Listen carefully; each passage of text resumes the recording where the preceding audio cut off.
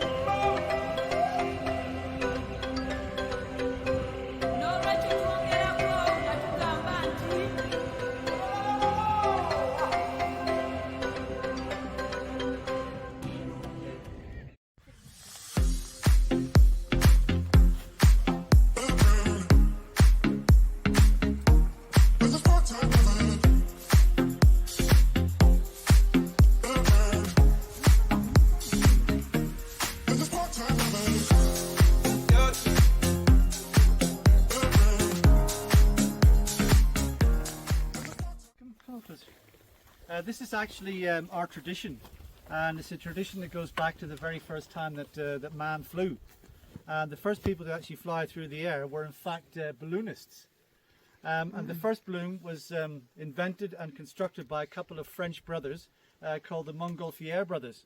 They were paper manufacturers back in the 18th century, and they noticed that when you set fire to paper, it would catch the smoke in the chimney and float up through the sky.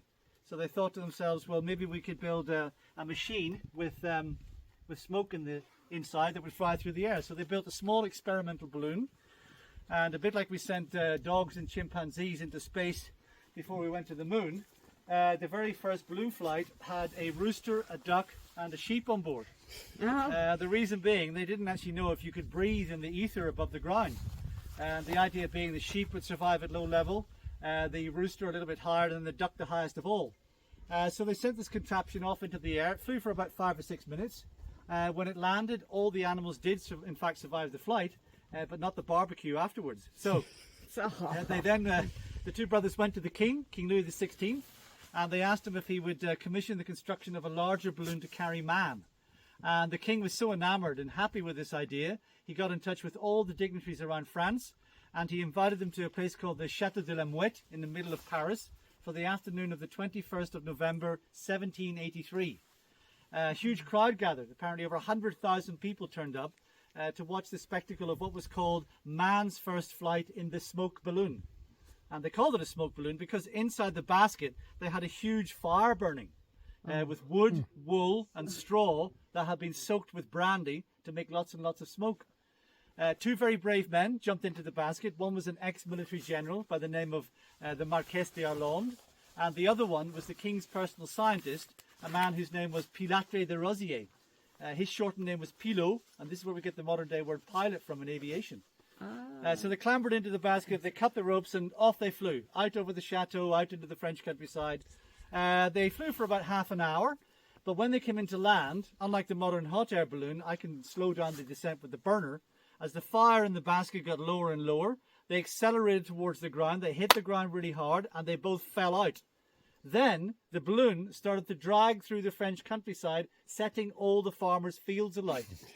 So you can imagine, 200 years ago, you're a peasant farmer working away in your fields. You look up and you see this big ball of smoke and flames coming out of the sky. They'd never seen anything flying before apart from birds. They thought that the devil had come down to earth and was now burning all their crops.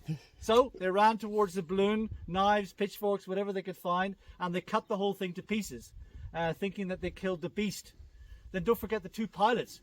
They'd fallen out some ways back. When they got up from the ground, they were covered in soot and dirt. And the farmers thought these must be devilly demons. So they ran towards the pilots again, knives and pitchforks, ready to make a kill. But luckily, inside his satchel bag, the Marquess de Hollande had been gifted by the king some of the royal champagne. And he pulled the bottles out to show that A, he was mortal, and B, that they were both French. So they lived to fly another day. And they turned a very bad situation into a marvellous celebration. So we maintain the same tradition. No matter where we are in the world, once we've landed after our balloon flight, we always like to celebrate with the landowners with something bubbly. Now here, I don't think the zebras and the wildebeest are going to drink, so we'll have to do all the drinking for them. Okay, guys? Yeah. And we've also got some mango juice here if you don't want any alcohol, or you can mix them both together and have what we call a Serengeti sunrise. All right, guys? So let's get this party rolling. Henry, do you want to do that one as well? Yes. Okay, here we go. Boom. No stress, I'm good with